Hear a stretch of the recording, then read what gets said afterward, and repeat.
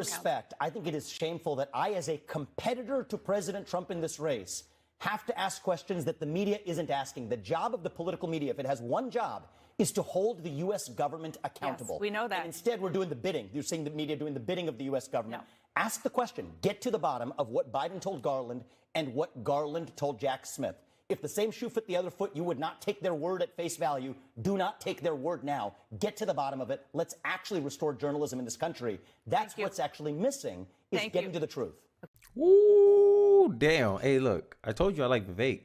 And if you're new to this channel, I have a live stream, an hour, almost about 2-hour live stream about my case for why I think Vivek will be a big dark horse in this GOP primary. I think, honestly, in my mind, it's going to be Trump and Vivek, right? And I think how Vivek handled himself in this interview, he's putting everyone on notice, right? This is very 2015-esque, like Trump. Like, so this is why, like, I agree with a lot of Americans. I did a live stream fairly recently on Friday about the cycle of populism and the historical patterns of American political history. And I made nuggets of how, like, is this polarity between the establishment and anti-establishment, right? Trump is getting prosecuted by 37 counts indictments. And we're going to go further into this video because I want to kind of react to some of the stuff and give my commentary on it. But you see some of the indictments that Trump is going through, and Hillary never goes through that. Why? Because she's part of the establishment, right? The establishment will hyper focus on all your positive traits and ignore or admit, as you're going to see further in the video, things that you're guilty of. Right. And it's almost like a selective justice because, oh, you're either going to help the establishment or you're going against the establishment. You're going against the establishment. We're going to hyper focus on all the bad things you do, even if we never prosecuted someone on these charges before. And as you see, Vivek educates this CNN host. Presidential candidate Vivek Ramaswamy. Thank you so much for joining me. So before you heard any details of the allegations in the Trump indictment, you put out a statement saying if you become president, you would pardon Donald Trump on day one. Now you've seen the allegations and you've seen that he stored highly classified information like nuclear secrets and others in unsecured areas of his country club. Given everything that you've seen, do you stand by your promise to pardon him if he's convicted? Reading that indictment and looking at the selective omissions of both fact and law, Dana, I'm even more convinced that a pardon is the right answer here. Why? The top question actually we should be asking is, what did Biden tell Merrick Garland? What did Merrick Garland tell Jack Smith? Because what I see in that document is deeply politicized. Not a single mention of the Presidential Records Act, the most relevant statute to the actual alleged crime here. Selective statements from President Trump's statements on the campaign trail in 2016 about classification and how he'd treat it, without one mention of the fact that he actually, after he was elected in 2016, said he would not prosecute Hillary Clinton and would not want to see her prosecuted. And by the way, no one's mentioned this yet. This was what stood out to me. The classification scheme itself was defined not by statute, but by executive order, which is interesting because executive orders, appellate courts have held, do not bind a U.S. president with the force of law. Yo, it's crazy how he just deconstructed a whole narrative. Like, and this happened with, I forgot his name, the Chipmunk guy, Alvin Bragg, right? He bring up all these indictments, nothing really serious, but hey, we're going to upgrade these felony charges to, what, I forgot. They upgraded the charges to a felony. Well, it was a misdemeanor, now it's a felony, just so they can keep Trump from running, right? And then they use this, oh, he's been indicted, and then they frame it. You say, hey, look, this president has been indicted. That must mean he's bad, right? And you're going to see throughout this whole talk, and here's a share screen of his tweet that he said, Vivek campaign filed the Freedom of Information Act demanding to uncover exactly what the White House communicated to Merrick Garland and Jack Smith about the unprecedented indictment of a former U.S. president. Biden's disfavored opponent in this election. Every American deserves to know, right? And he talks about his press conference, and I like how he turned it into, hey, look, this is why I'm running. This is why I'm running, right? And I think Vivek is kind of showing it with some action, like, and this is what one of the critiques I had for for Ron DeSantis earlier before when with Trump's previous indictment. It looked like Ron DeSantis was like being passive, like, oh, let me see, like, let me wait and see. And this is my little gripe with the Republican Party is that they tend to take a very passive defensive stance. Oh, I'm very cautious. But anything worth having is associated with risk. I feel like Republicans can't take calculated risk. And this is why outsiders perform so well in the party. This is why Trump won. This is why I think Vivek will have a strong showing in this primary election, right? Because he's showing it with his actions. Hey, he's nothing that screams to me that Vivek is like here trying to audition for a VP role or advisory role. No, he legitimately is trying to win. That's just my take. You guys can disagree with me in the comment section. You can tell me why, but that's honestly how I feel about the guy. One of the things he highlighted in that conversation was the fact that executive order is not law. Like, this is not a dictatorship. I don't understand where Biden gets this idea that he can force people to do what he wants. This is very authoritarian of him, honestly. But hey, what do I expect from a leftist, right? Fascist tactics come from the left, of course. Censorship, don't want people to disagree with them. They just finished banning, I think, Candace Owens and Michael Knowles because they challenged the trans debate. Come on, these are fascist tactics. But it's going to come from the right. Nazis are national socialists, bro. You can't be, if you don't meet both criteria, you're not a Nazi. Because Republicans tend to be more nationalist, and you want to throw that label on us? This is how I see it. If I'm in the middle, right, and a Nazi is like left to me, and just because they're more right of you doesn't make them alt-right. And this is what this progressive left-wing view has turned into. That everyone who's right of a progressive is an alt-right, right-winger. And it's ridiculous. This is a very narcissistic, self-centered way of looking at the political landscape of our society. But hey, here we are. But hey, I digress.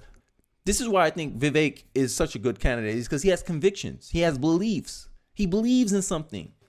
He's just not like this paid mouthpiece of whatever donor class is behind him. He has his own beliefs. He has his own thinkings. And he said, this is where I believe in. This is where I stand. This is why Trump had such an appeal. This is why Trump was so relatable. And that's the charisma Ron needs right now. He needs to be relatable. Because right now he still feels like a politician. That's just my take. Sorry, guys. I went on a little rant. But let's take a look in the next clip and I'll give my commentary as usual. Let's take a look. Have included any treatment of those facts or law in this indictment. It reeks of politicization, which is why I want to go back to the top question that the media actually should be asking. What did Biden tell Garland? What did Garland tell Jack Smith? That's what you need to be getting to the bottom of. The White House insists that he has absolutely no connection to this, that the whole reason the special counsel was put in place is to take it out of politics. But I want to read something. I want to read something that Bill Barr, President Trump's own attorney general, said just this morning on another network. He said, quote, if even half of it is true, speaking of the indictment, then he's toast. It is a very detailed indictment, and it's very, very damning. This is the former president's own former attorney general. I think we have to be able to draw a distinction between bad judgments. I would not have made the judgments that President Trump made. It's a big part of why I'm in this race, is I think that I would have made different judgments than Trump made. What would you have done differently? Well, I would not have taken those documents with me, and I would have returned them on demand, because that would have actually set up for a much more constructive discussion. But there's a difference between a bad judgment and breaking the law. I agree. There's a difference, right? Honest mistake. Okay, just get the records back. Why you need to go prosecute the guy so he can't run? Like you can it's palpable. The motive here, it is weaponized. It is political. This is a political prosecution. I don't care what none of you liberals think. It is. As someone who's like more of a I'm an independent voter. It's political. You can't okay. Go just get the records. Why you need to raid his house? Why you need to prosecute him? All of a sudden you do this. Now he's getting prosecuted in New York. Now he's getting prosecuted in Miami. Like, what's the goal here? What's the conclusion that people who are skeptical of you would think? And only people who are very trusting of the Democratic Party won't go down this line of thinking. And this is why he starts calling her out like, hey, this is something you guys should be talking about. Essentially educating them on how to do journalism. But like I said before, journalists are biased towards the Democratic Party because overwhelmingly, there's a media bias. Overwhelmingly, most journalists are Democrats or liberals. So of course they don't want to look into some of the, this is not a good look. This is not a good look. And I hate this appeal to authority that she's going with Bill, what's his name? I forgot his name already. Bill Barr. Oh, look, Trump's former. So what? It's his opinion. It may be a more educated opinion, but still, some of the facts that Vivek listed out is like, hey, there's something that could help boost their case, but they're not referencing it because it doesn't lead down this path that they're taking now. But hey, we're supposed to trust the media. This is why people don't trust the legacy media. This is why people would rather listen to me give my opinion about it, because it's a more honest and more realistic take on things of what's going on. This is why they don't want a diversity of thought, diversity of opinions. This is why they want to censor and ban people off of platforms, because they don't want anyone questioning their narrative, questioning their assumptions about things. All liberals look for is confirmation bias. When a conservative like me come out and say, hey, this looked like a witch hunt, this looked like a political attack. Oh, you must have got your law degree from Trump University. Like they're saying something smart. But a DA from Harvard couldn't even prosecute Donald Trump. Craziness. Sound like Trump knows more than a Harvard graduate in law school, making Alvin Bragg look like an affirmative action graduate. But liberals don't look at that. They don't look at the results. All they care about is painting a narrative. But hey, I digress. But there's a difference between a bad judgment and breaking the law. And when especially the federal police apparatus conflates the two, that's a threat to liberty for everyone, not just President Trump, but every American, where every misjudgment is treated as a violation of law. What really matters is the relevant law, including, by the way, how Judge Jackson interpreted the Presidential Records Act in 2012 in the Clinton sock drawer case. Not a single mention of the most relevant statute in that document means that indictment is a politicized document. That's why I want to get back to the bottom of the politics behind it, and we need transparency there. Yeah, we do need transparency, because like Biden came out here messaging himself as some unifier. Oh, I'm the great unifier. I'm a unifier America. All Americans. Like he tried to do this like nationalist light kind of appeal to the general public, trying to paint himself as a populist. But if you look at it, all has been this establishment politics, bureaucratic politics. Hey, we want to take out our political threat. Let's take them out. This is why, look, most Americans want a third candidate. Like they're willing to vote for a third candidate. This is why the DNC don't even want any debates in the on the Democratic side. But we respect the American people. Oh no, it's not politicized. It's not a political attack. Nothing inspired confidence in the establishment, in my view. This is why I there's only three people I'm considering. It's Trump, it's Vivek, and it's RFK. That's it. And in my view, RFK should run as an independent. Because look at the Democratic establishment, how they trying to shout out opposition, dissent. That's very authoritarian. No one can tell me that the Democratic Party is not acting like an authoritarian regime right now. No one. But hey, I digress. Let's wrap it up with this final clip, and I think this will summarize pretty much the entire conversation. He blatantly just called out this journalist as like, "Yo, you guys are biased as hell. This is a banana republic. This is a police state." Let's take a look. So we are talking about very, very sensitive information, which again, Trump allegedly stored in a bathroom, ballroom, in his bedroom. Is that more than just bad judgment? It's very bad judgment, no doubt about it. So you do have issues with that? I do, if those allegations are true. By the way, the reason we have a court of law is, and I am personally deeply skeptical of everything in that indictment, so I will not believe it until we actually see it aired in a court of law. And the reason I don't believe it, Dana, is the selective omission of a bunch of other facts that should have been in that indictment. A treatment of a bunch of other statutes that are relevant to this alleged crime that were mentioned nowhere, that I personally have no faith whatsoever in those vague allegations. So if those are true, yes, I think that's reflective of very bad judgment.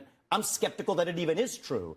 But the bottom line is we cannot conflate a bad judgment with a violation of the law. And that's what it's at. And we should note, as you know, when an indictment in order to get an indictment, it has to be approved by a grand jury. What they taught us in law school is that you can get a grand jury to indict a ham sandwich. Just on principle, do you think it would be a mistake for the Republican Party to nominate somebody who is facing serious federal criminal charges? Look, I'm in this race to win this race because I think we need to move forward as a country. I think we go forward with the agenda if we're grounded in first principles and moral authority.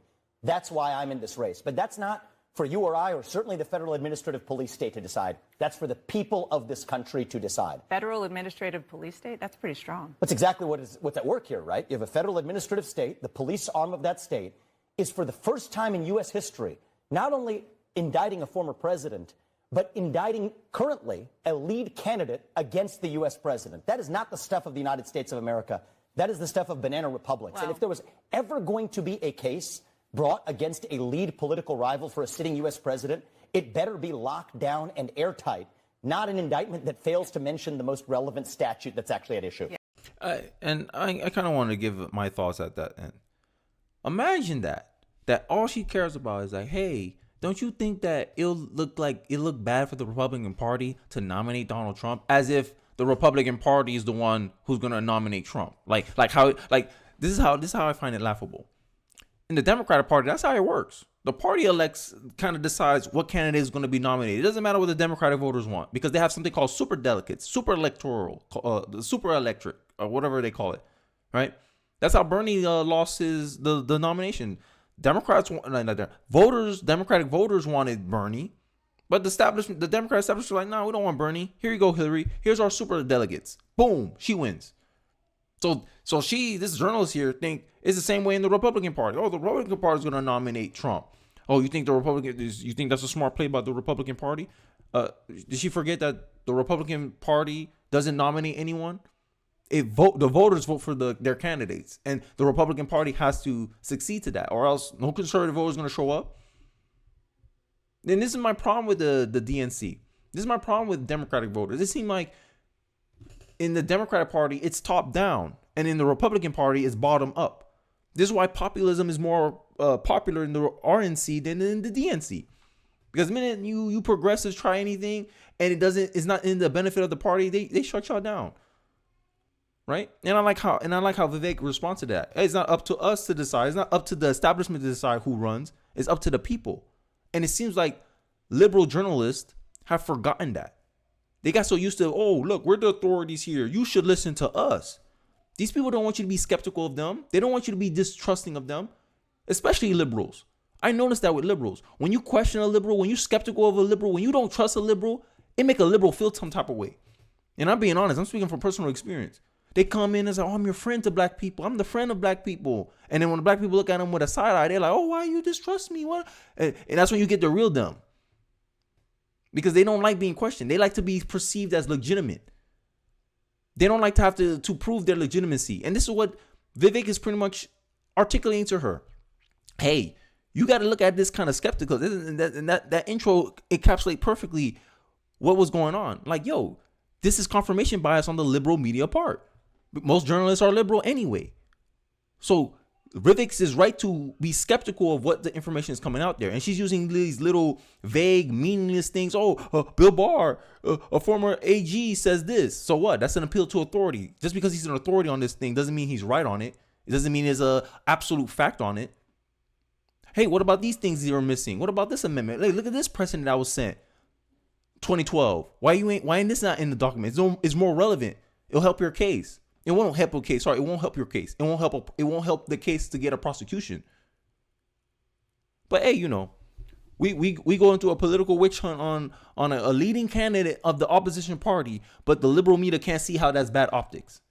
I don't understand. But hey, I digress. Let me know your thoughts in the comment section. What you guys are thinking about the situation. How you think Vivek handled the situation. I think he gave a strong defense, a strong articulation, and I only went through halfway through the video. If you want to watch the rest of the video, link is in the description. As always, don't forget to like, comment, subscribe. Appreciate you guys for watching to the end of the video, and I'll see you guys on the next one. Peace.